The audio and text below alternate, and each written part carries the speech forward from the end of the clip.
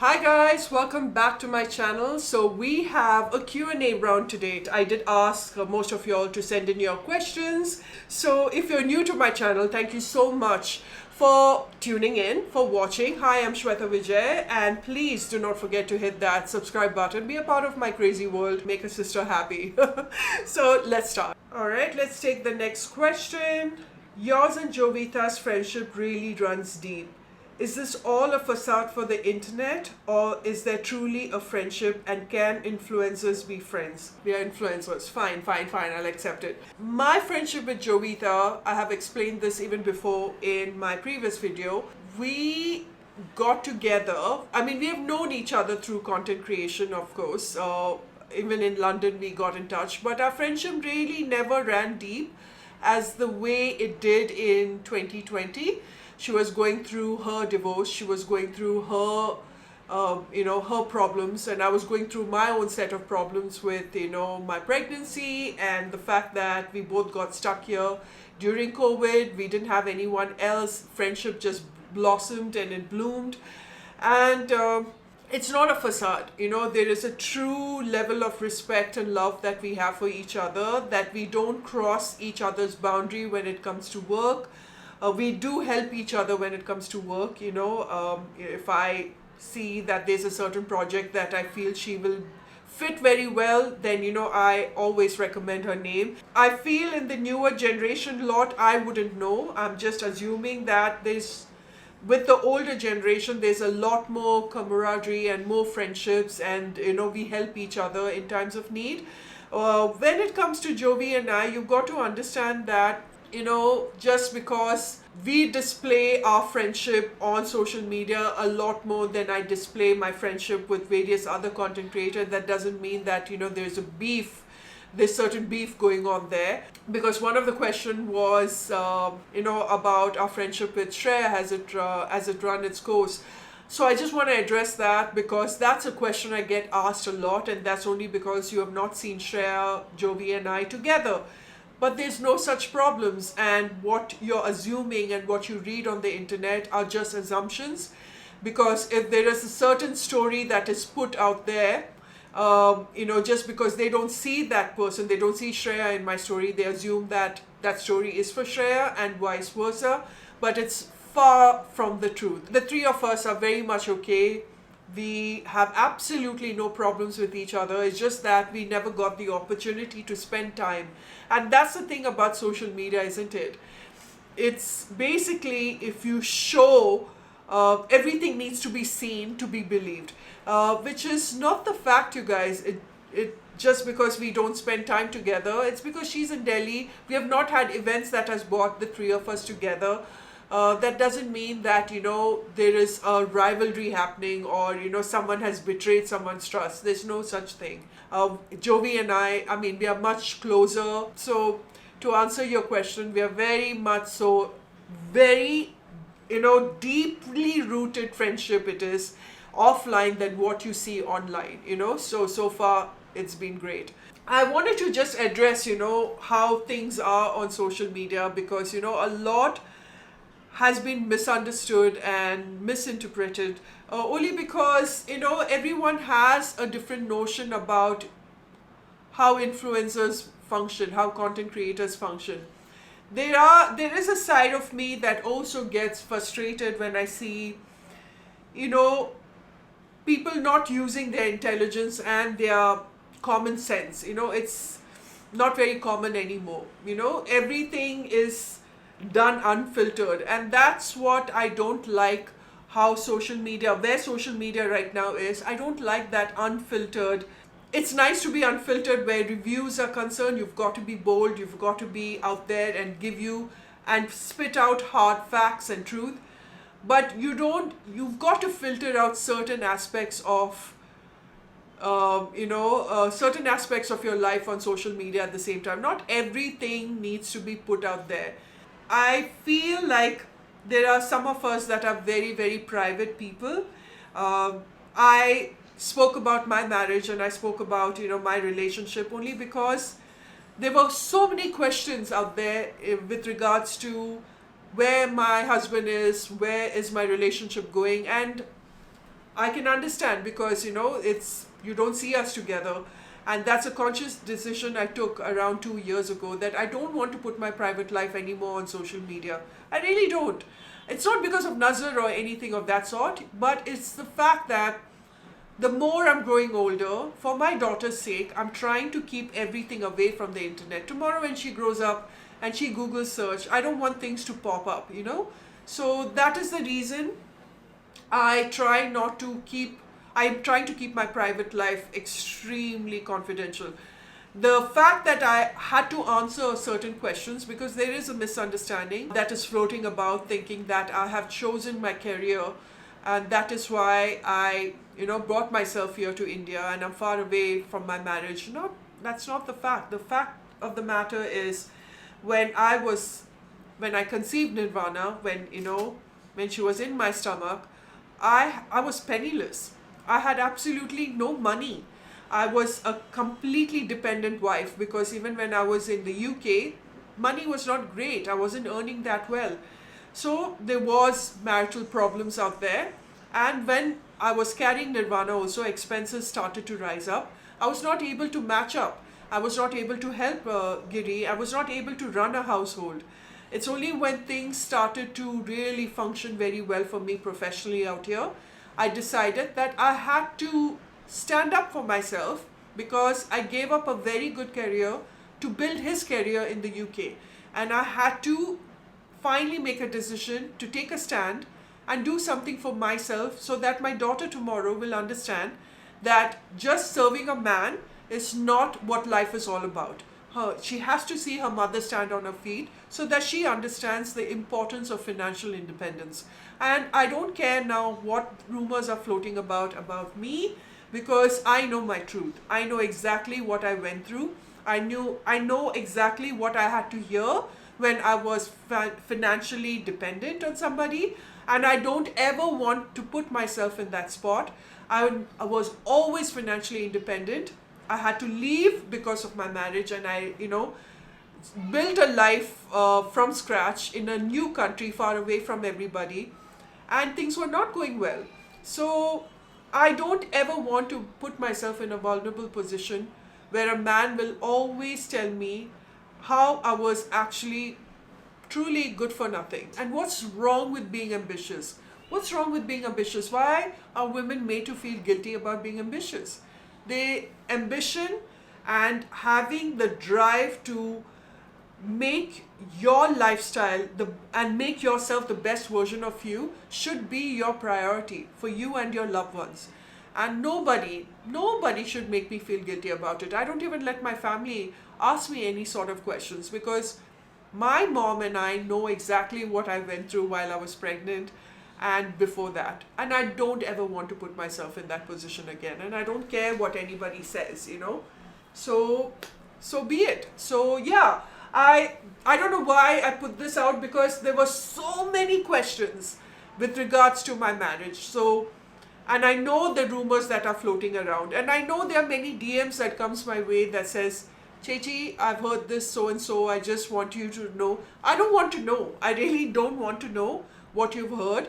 But I know maybe it is out of concern or maybe it is out of curiosity you send me a message. I just hope it answers why exactly I am in India and why exactly I've chosen a career and I have let that supersede a relationship, because eventually I realized that the importance of money, and money can bring about such a friction in a relationship, and especially if you are dependent on someone, especially in this day and age. Men are not like what our fathers used to be. They are not somebody who used to, I'm talking not all men, but there are certain men that you are in the hope, you live a certain dream or in a delulu sort of a situation that you think, he's going to be like my father that will, take over everything. It's not like that. Men are very different these days. They want equal partnership in every way. But that equal partnership should also extend where domestic help is also concerned, isn't it? It just can't be financial help. So if you want an equal partner where financial,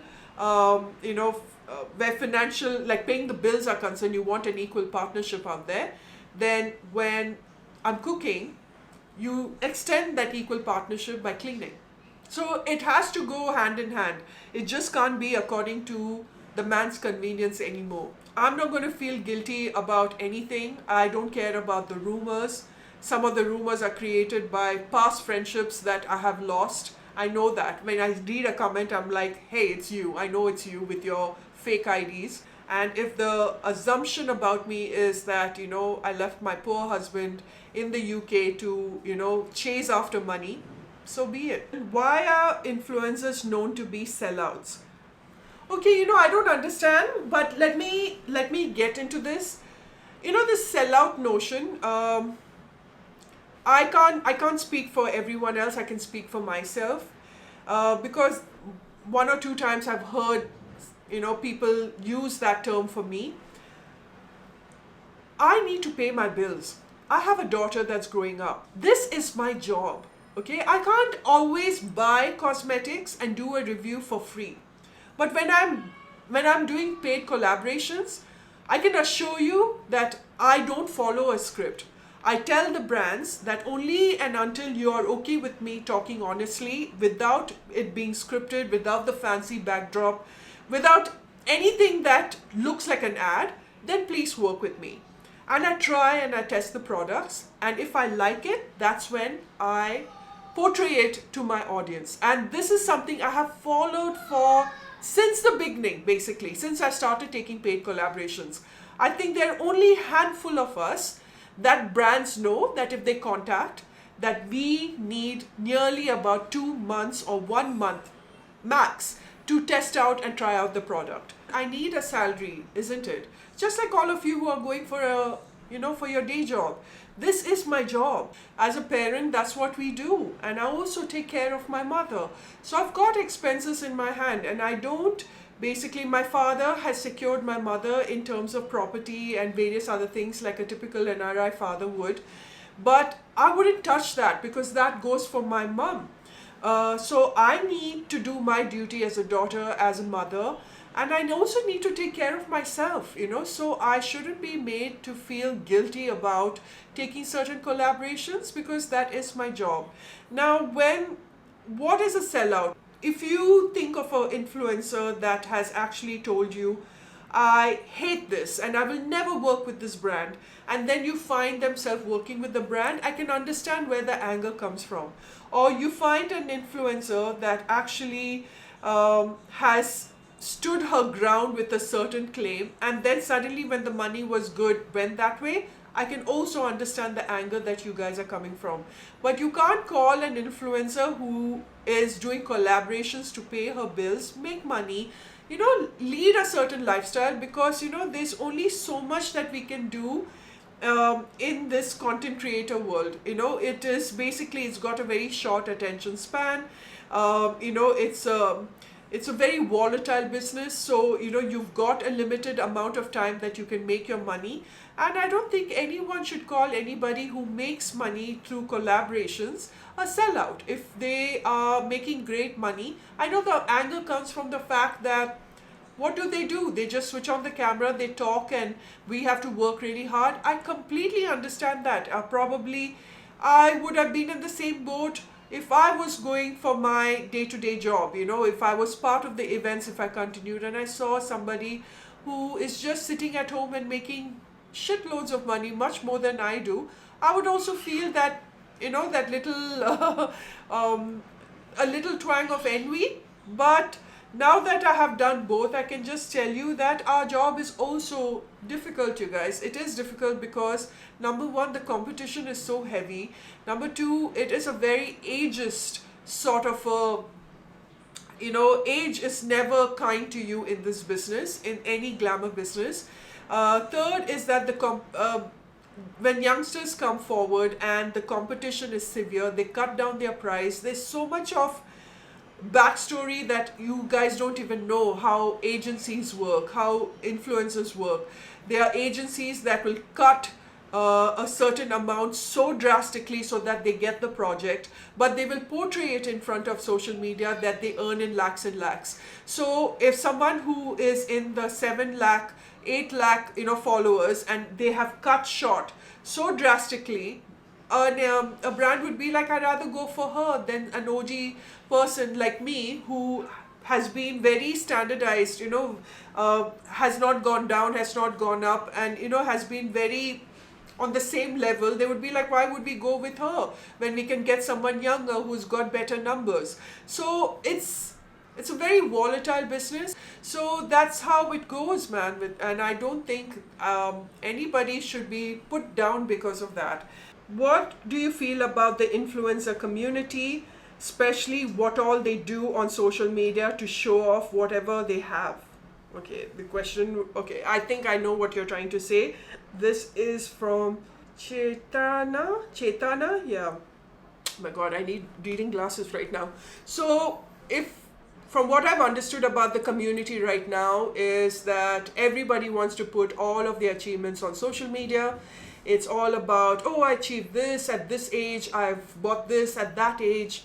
And it kind of like makes you feel so bad about your life, isn't it? Because that's what social media does. It's a facade that you're seeing. And I'm so happy when I see a young girl achieve it, because when I was in my 20s, I was sitting there crying for some loser guy, okay? And I'm like, oh, he doesn't love me and my life is over and I don't want to continue. But today's girls, this day and age, the girls today are so much more braver and smarter about their money, about their investments. And I like to see how they are in their 20s buying that house, buying that car. So it is commendable, and I'm not jealous about it. In fact, it's very, very inspiring for me when you look at it in that aspect. But I get it, like how when you see somebody on social media have the best life, living their best life on social media, it can get to you at the same time. But trust me when I tell you, it is not like that. It cannot be 24/7 complete bed of roses. It cannot be. Okay, so it's a very structured, a very curated sort of lifestyle that they are providing for you to see and hit the like button, for you to watch, the curiosity, even if it's hate watch. I know so many content creators, we speak about it, we always talk about it, and we know which content creators have got certain people in their team that goes to Reddit and talk about themselves. We talk about it. All of us content creators sit and talk about it, okay? I love Reddit, by the way. I think they're brutally honest, and I know I get asked this question a lot, like, how do you deal with the hate? I can't please them because, I'm not going to please 100% of the people. They're going to be that 60% that's always going to forever hate me. And that's their opinion. I'm fine with it. I've made my peace with it. But we all know who Reddit is. All of us know who Reddit is. We all know what's been spoken about. And we also know who that content creator and their team, what they do to just keep the conversation going. It'll be a team member that will put a bad conversation forward so that some conversation is going, so that it is that name, that so-and-so name of the content creator stays relevant. Then I also know that there are many content creators whose lifestyles, oh my God, when I see how they are in real life and how they are so stressed, you guys, where they're thinking, oh my God, what should I create today? They wake up and they're like, okay, I need to do this outfit from scratch. I need to do this, for this festival. I need to do this for this travel. Everything is monitored and everything is filmed and everything is content. Content is king for them, no doubt, because that is their survival. So I just want the youngsters to enjoy and reap the benefits of what they're working. Work, achieve your dreams, achieve that house, achieve that, car, put it up there on social media because this is your life, your page. But at the same time, there can be some sort of privacy that you keep to yourself. The privacy of others, the safety of others. Ask the people around you. Like, hey, can I vlog you? Don't just open the camera and vlog the person. Ask. Take permissions from people. The hustle culture, it won't mean a thing, in your 30s. It won't. And that is the nature of our profession. Today, you're going to be on the top. Tomorrow, it'll be someone else. That's how the cycle is. It's a very vicious cycle. Okay, this is what the glamour industry does to you. This is what the content creator industry, you've got to understand that. So if you are stuck as an OG creator thinking, I'm it, I'm the best, I am, I was like this, I was like that, You can't do that. You have to move with the times, because no one is now interested of what you did like 5 years ago, 3 years ago. I've come to understand that. So you have to move with the times, and you have to be accepting of the fact that your time is gone. Now it is someone else's time. Who's coming to you is because of the respect you have in your community and the fact that you still speak your truth, which a lot of young content creators don't. Many of them don't even disclose their paid partnership. Many of them don't even, they're very sly when it comes to paid partnerships, when it comes to, dealing with certain brands. It's all about the money. And brands know, which part of the community is there for the passion and which one is there for work. And because numbers are still held in such high regard, that's why they get the work. And very surely but slowly, their time will also pass. So I feel content creators need to understand that, enjoy that time, keep certain things privately, their family life. You don't have to put everything on social media. I bought my car in Jan, and I put a post up just 3 days ago saying that I bought a car, only because I had to, there was a story to it. I wanted to tell my viewers that I bought my second car after selling my first second-hand car. 19 years later, I bought a car in my 40s. When it comes to achieving things, you can't put an age limit to it. There's no age limit. You've got to understand that you are exactly where you are meant to be, and you will achieve everything. You put your heart to it, you be that nice person, you help others. The community is not helping. I don't see the community being as helpful. Everybody is all about getting, that early bird, gets the worm. So it's one of that mentality. And I think that sense of camaraderie and that networking, where it was all about collaborative, for getting to know each other, and to that oneness when it comes to community, I can see that slowly fading away. You're just competing and competing and competing, and very soon you'll realize how exhausting it is. And that is why most of them have this complete mental fatigue, and they need to take a break. So, it affects their mental health. So I just want them to take it easy and keep certain things private. And for the viewers watching them also, I want you all to understand that this is not exactly what their life is not exactly what you think it is. It is very, very curated. It's extremely edited. I don't know what the whole question was all about. See, this is also something which old age does to you. You kind of like forget the train of thoughts. That also is part of motherhood. All right, guys, that's about it. I hope you enjoyed watching this Q&A. If you'd like me to do a lot more, then you've got to let me know. It was nice to just catch up and kind of like, sit and just chat. It's been a while. Life is good. I'm in a very good headspace right now. Kochi is my zone. I'm leaving London for good. I'm going to keep India as my base at the very moment. Something I should have mentioned in this Q&A. And I'm really, really, really happy. I think I'm in the best mental headspace than I've ever been. And by God's grace, I think it's only going to get better and better, strength to strength. All right. I love you so much. Thank you for your continuous support. It means the world to me, and I hope to see you in my next. It'll be a much more better video and a lot more fun. This was a little too deep, isn't it? All right. Bye.